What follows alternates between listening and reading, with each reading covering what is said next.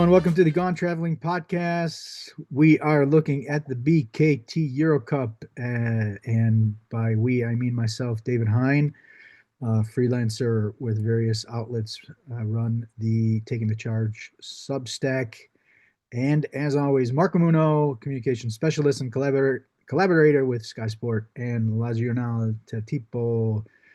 Marco, how are you doing? Well, it's good. It's good. I mean, we're ready. It's good. Even Yes, if we back will on have the a bit. continent as well. So it's kind of a normal time again. I don't know if you can see, I got a little bit of a tan, kind of bad light here, but I was out in sunny Southern California. I tell you what, it's not a bad place to be at this time of the year.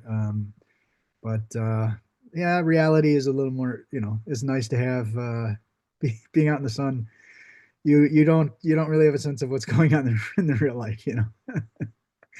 Um, but yeah, fun week of action. Round 8. We are looking. This is episode 9 of the 2025-26 season, and we had a major shock in the system, if you will, with Slask knocking off Bahcesehir, and that puts us in a three-way tie.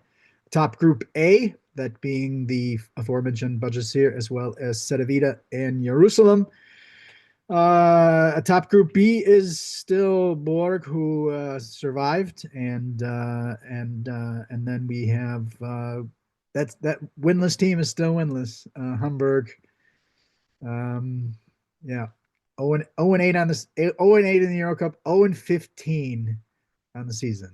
So things are not looking all that bright for Hamburg. But let's get on to the good stuff. You wanted to talk about the Turkish derby. Turk Telekom came into the game with a 5-game winning streak. Besiktas was also at 5-2 over there in Group B. And yeah, Besiktas, we talked about it, how they also had already beaten Turk Telekom during the season in the Turkish league, and they took down Turk Telekom in Ankara, 93-84, road victory. Devin Dotson and Jonah Matthews, 20 points and 18 points, 7 of 10 on threes. Jalen Smith, Kyle Alexander, 15 points each in a loss. Not enough. What do you think about the game? Well, we were waiting a lot for this game to discover who would be in line to be maybe at the first position on the Group B. And then Besiktas once again prevails on Turk Telekom, and it seems like they have an advantage. I mean, they were constantly leading. Their lead was even growing into the game at the third quarter. So it seems like Besiktas, as for now, is some steps ahead. And I think the main differential was the 3-point shooting, the 3-point percentage. I mean, Besiktas is currently the third in the league in the EuroCup for 3-point percentage, and I think that was the huge difference between the two teams into the game. I mean, Besiktas was like 14 on 31, so 45%. That's in line with their stats. Instead, Turk Telekom was really having troubles hitting from the 3-point arc. So 4 out of 22 shots. And I think when you got that differential, 9 points can be really hard to, you know, uh, to overlap and to play on pair with Besiktas. It seems as for now that they are still on a roll, and they got, as you said, Matthews and Dodson, who were really shooting from outside. They made like 7 out of 10, both of them combined. And I think they got also the interior presence split by Kamagate and Zizic. So it seems like they were really one step ahead as for now about Turk Telekom, and you got the standings that are talking about that. You know, you're not gonna you're not gonna win a lot of games when you shoot only 18% on threes, allow them to shoot 45% on threes, and you only force 10 turnovers. And one thing that you really got to look at is how effective Besiktas were in using those turnovers. It was only a 10-14 advantage. 14 turnovers isn't horrible, but Besiktas had a 23-10 advantage in points off turnovers, 19-8 in fast break points. So they just couldn't hold, they just couldn't keep up with them, and so yeah, major win for Besiktas. It keeps them right there in the group. Those guards, you look at Matthews, Dotson, Lamar. It's just a really effective group of guys. You also have Anthony Brown too, who didn't really have much of a game.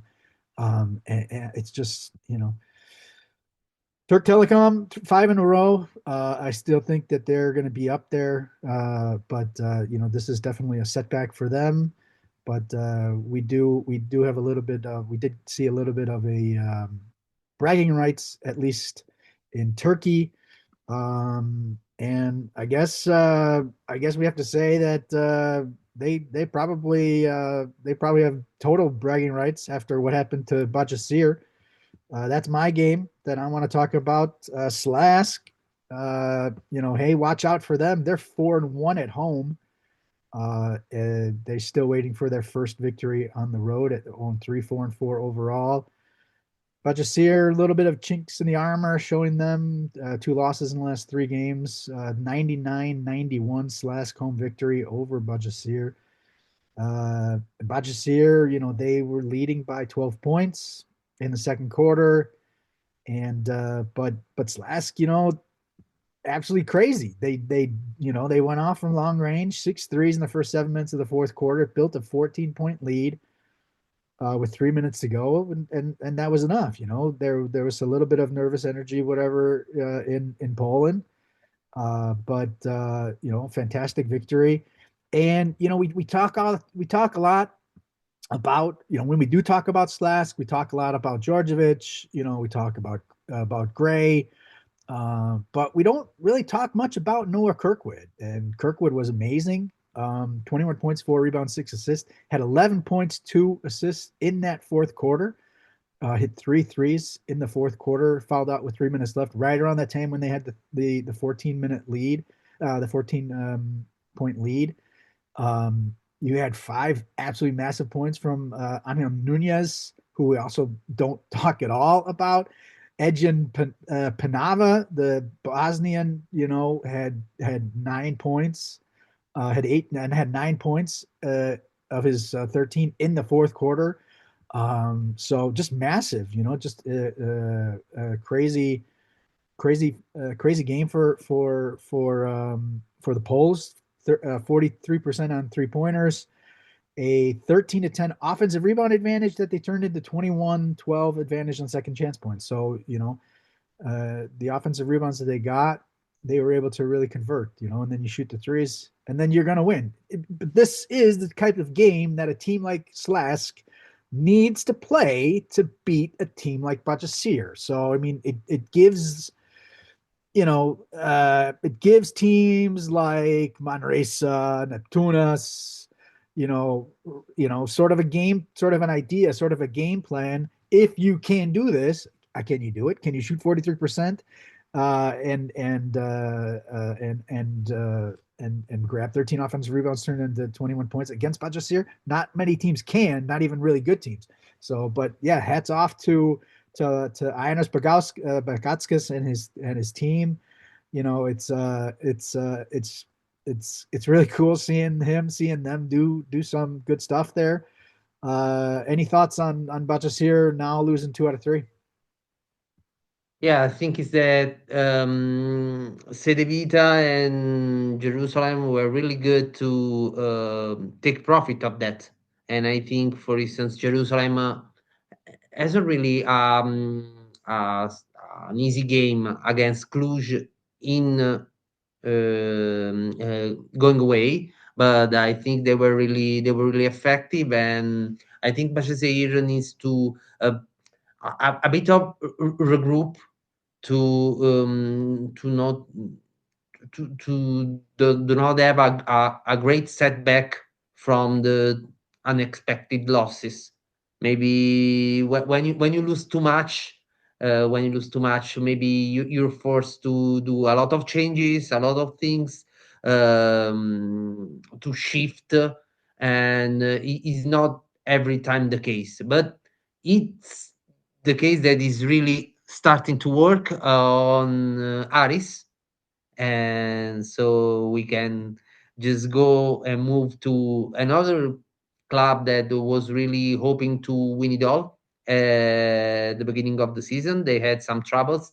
They were changing the coach. They were starting to acquire players, and they got their 1-2 punch. They got Andjusic and Noua from the market, and Noua was the first guy who stepped up.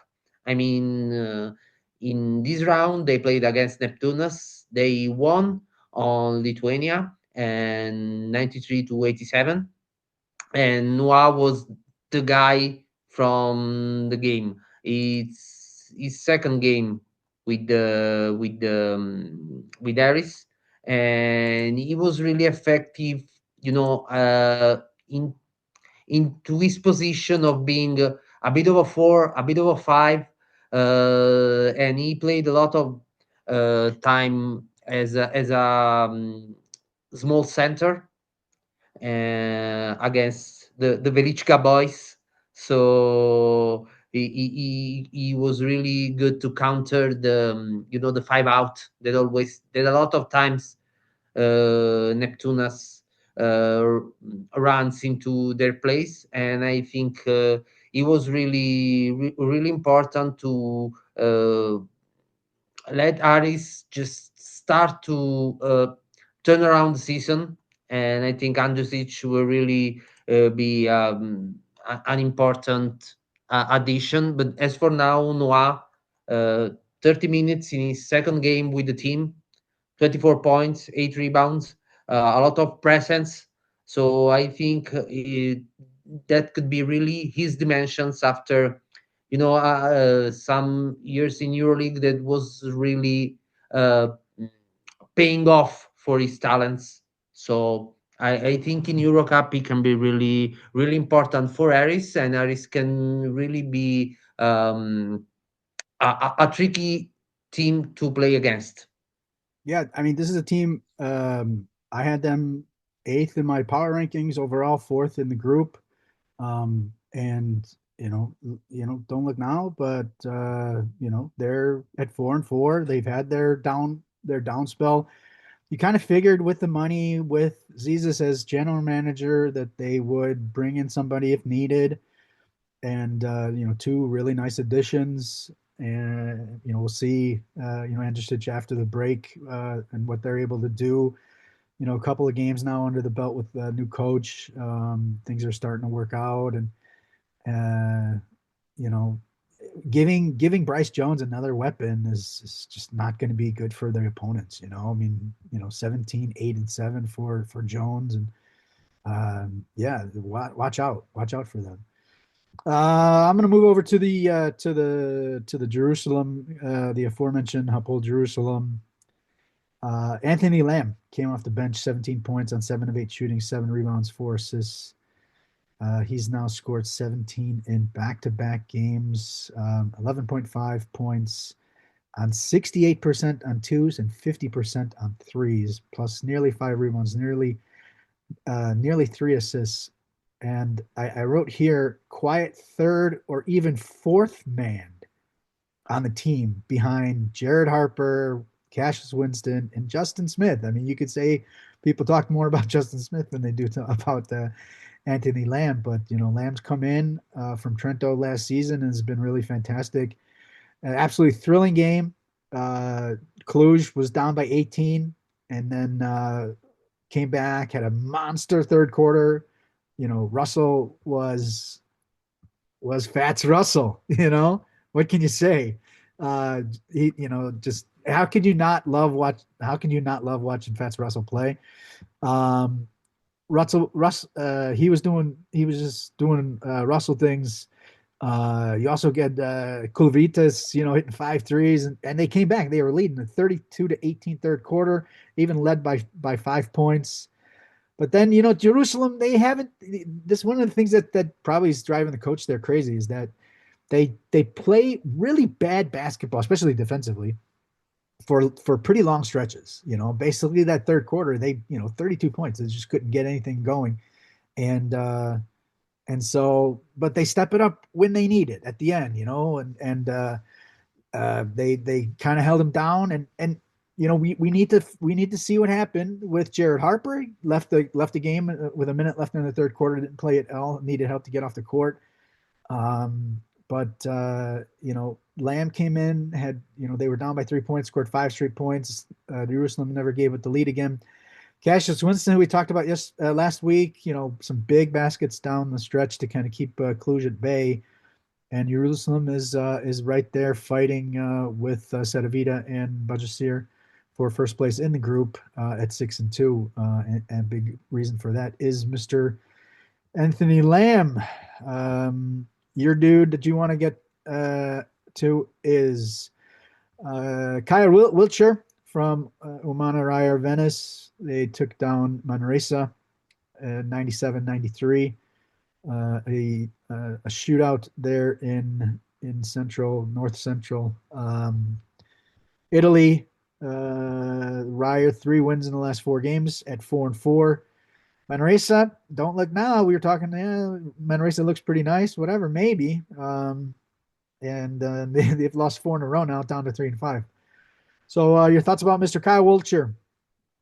Yeah, we talked about Cluj, Slask, and Aris, and in the group A, we got another team that is 4-4. So I think the competition, as for now, one of them would be out. So I think the competition is strengthened into the group A, and winning some games like that really can help your cause. And Wiltshire in Venice is another familiar face now, as for now, and he's always like kind of a streaky shooter. So you can have some outbursts from him, and you can have some slumps, maybe into the same game. He's a system player, but he's always when he catches fire, he's really really useful for all the Venice versions, and that's what happened in this game. He scored like 20 points, but he had 17 into the first half.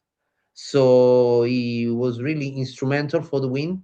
But he was really giving fuel to Venice at the beginning, and then Venice was really going on the roll on the advantage they built up on the first half, and that was the wheelchair moments when you have to give the ball to him.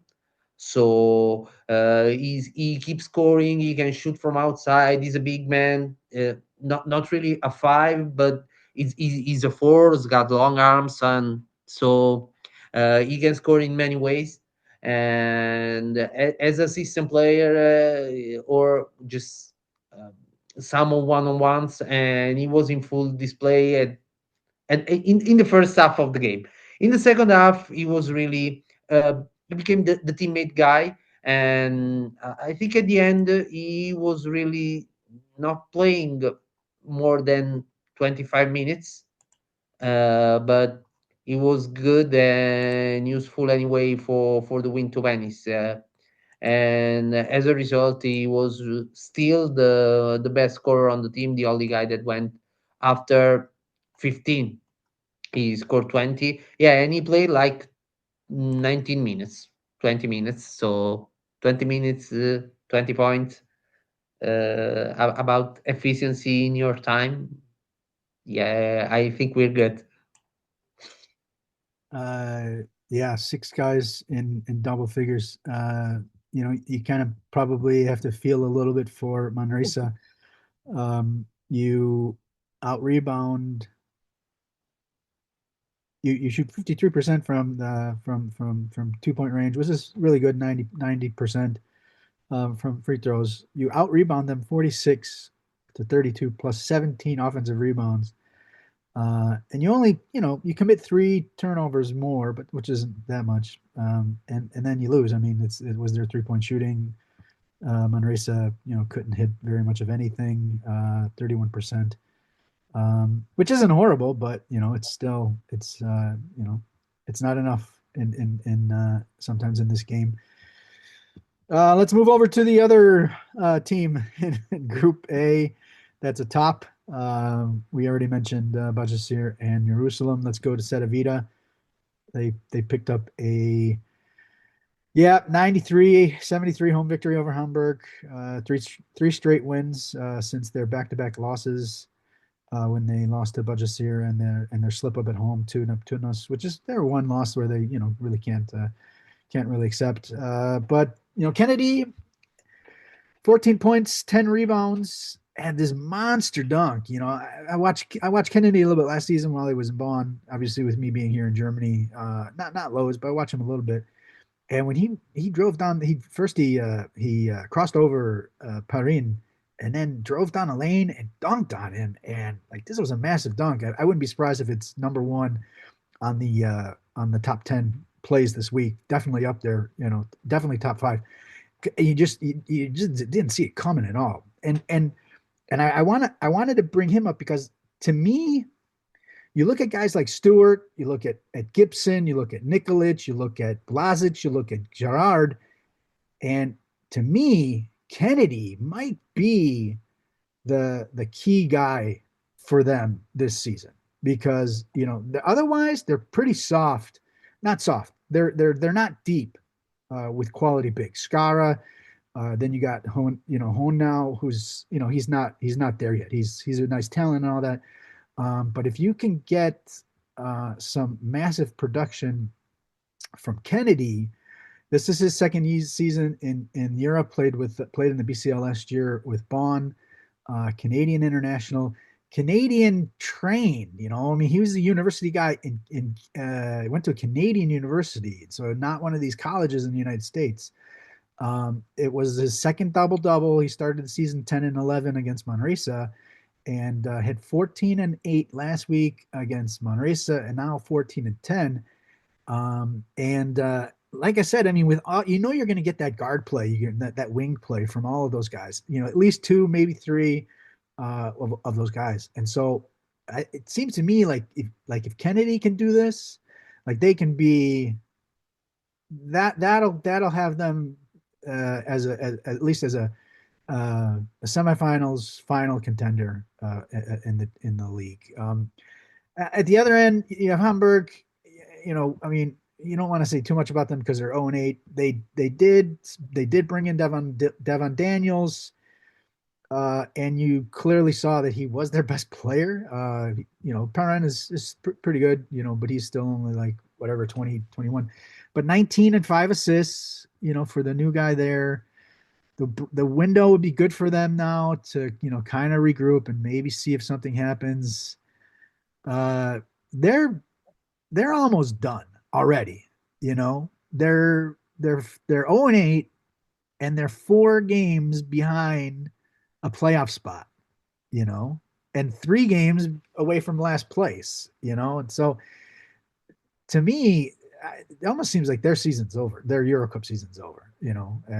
So I don't know. It's not definitely not. He's a minor bright spot right now, but tough spot for them.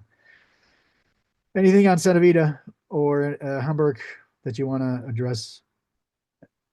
Well, I don't think we have a lot of them, but I think we can a bit stay in German as Ulm has got their problems as for now, but instead Chemnitz was really brilliant in their outside one, winning on Trento, and maybe Trento is thinking about changing their head coach. So they're really thinking about Gianmarco Pozzecco. So he could be really a huge name Oh for man, EuroCup. If the he goes in. entertainer, the entertainer.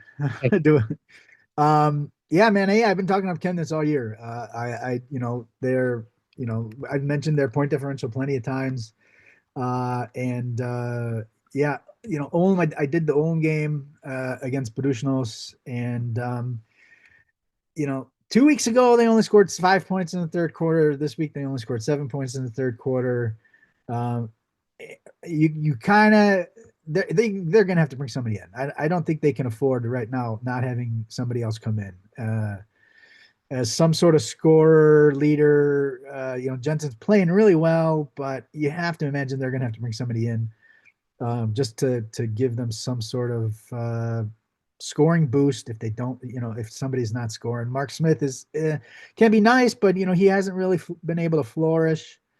They got rid of Bryce Brown already. It's not a club that it's a club that acts really deliberately, really thoughtful and figuring out what they want to do. They're 3-4 in the league, and they're really, really young. And that's one of the reasons why I had them pretty far down in my power rankings. And then when they started really hot, I'm like, oh shoot, did I underestimate them? But now you're seeing that, you see all these kids, and they'll be better because these guys are going through their learning pains. But yeah, right now, and to be honest, I think we do need to mention, there's over in you mentioned Chemnitz. They're in the last spot in the playoffs right now, ahead of London and Trento. Paninios lost a home game. We mentioned it at the end of last week's show with the preview. It was Paninios against Lietkabelis, both teams at 1-6. Lietkabelis, grabbed a 7-point home victory, road victory in Greece, and now are 2-6. And Paninios, they already made a coaching change. You kind of have to be wondering what else they can do to kind of and brought in a pretty big name. They made a couple of additions, not massive names additions. You think of what Aris did. Okay, Aris probably has more. Not probably. They definitely have more money than Paninios. So yeah, could be a little bit problematic for Paninios. Obviously, they're only 2 games behind Chemnitz, so it's a much different situation than Hamburg. But I did want to definitely mention Lietkabelis knocking off Paninios. All right, let's move ahead. Round 9. This is actually after the window. We have a window, so our next games, round 9, will actually be December 4th and 5th. That's the Thursday, Friday. We will have a show next week. I don't want to say exactly what it will be because I don't think we've actually fully decided what it will be, but we will have a show next week. But round 9 after the window, what do you have on your radar? Well, you got the easy choice about Berg against Budućnost for the top spots, and I think that's the game to watch. And also, you got we got Cedevita and that hosts Slask. After this victory against Bahcesehir, you can really watch them in a different light. They're still winless on the road, and it is in Greece. So there is that. Yeah, I also have Ulm Trento. Ulm's going to have to somehow find the curve and come back up. And there's one more, baby. There's one more. We get Bryce Jones against Fats Russell. Aris hosting Cluj. Bryce Jones, of course, played at Cluj 2 years ago, so it won't be the welcome because he had that it will be when he goes back to Cluj. But yeah, Bryce Jones against Fats Russell. Sign me up for that. I cannot wait for that matchup. Fats Russell, for those who might not realize, will actually be playing for the Romanian national team in this window. He has gained a Romanian passport, so he will be playing for Romania in the World Cup European qualifiers. So yeah, some fun games on tap for round 9 right after the FIBA window. Mr. Marco, anything else? Well, I think we will take a look to the players on the FIBA windows. You mentioned the Fax Russell, you will have a lot. And when you go back to your regular competition, you have to see what's the condition of the players. Yeah, because those are intense windows. 2 games in a span of 4 days at a really high level, and obviously loads of meaning with only 6 games in that group stage to get your. They're all fighting for top 3, four nation groups, and the top 3 advance to the second round. So, all right, then let's call it a day, call it a podcast. Marco, why don't you let everybody know where they can find you on the social medias? Well, you can find me on all the social medias as Marco A. Munno, but best mostly on X. Munno is the surname. And I am at Hein News, HEINNEWS on Twitter. Marco, thanks a lot, everybody. As mentioned, we will have a show next week. There won't be any new games to talk about, but we do want to give you a show. So until then, enjoy the week, and we'll talk to you then.